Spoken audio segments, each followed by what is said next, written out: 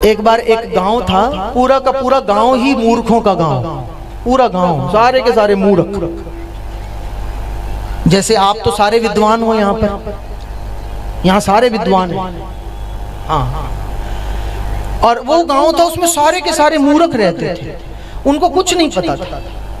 तो उस गांव में एक पंडित जी कथा करने के लिए आ गए।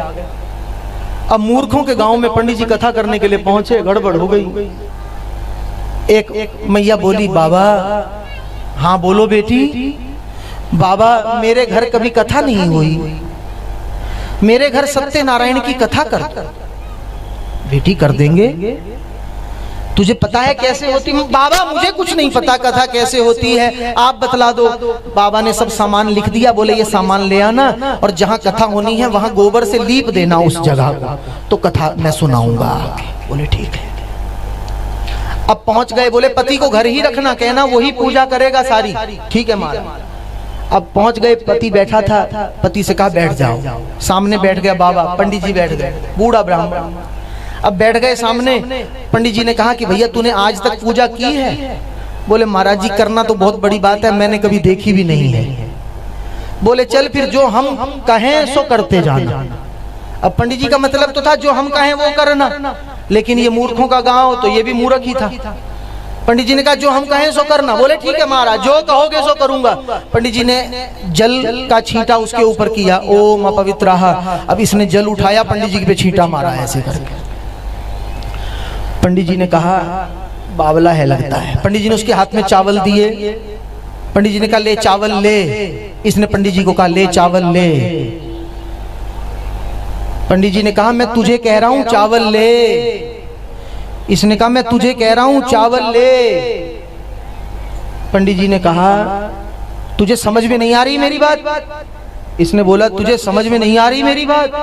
अब तो पंडित जी के सहन से बाहर हो गया। पंडित जी ने इसके मुंह पे एक तमाचा दिया, इधर तो पंडित जी ने दिया, उधर सामने से इसने ऐसे दिया। दोनों गुत्थम गुत्था हो गए एक दूजे के ऊपर, कभी वो घूंसा मारे कभी वो घूंसा मारे।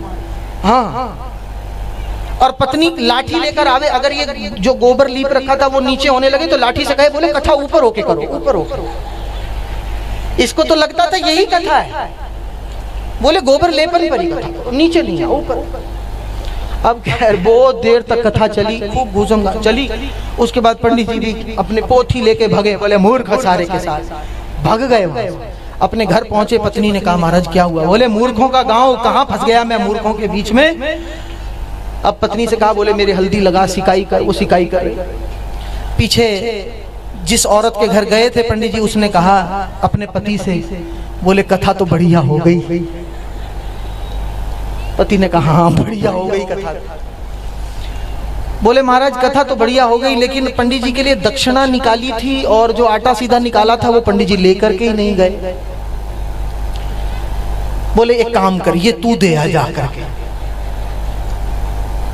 अब वो देने के लिए गई, द्वार खटखटाया, पंडितानी आई। हाँ बोल बहन क्या बात है?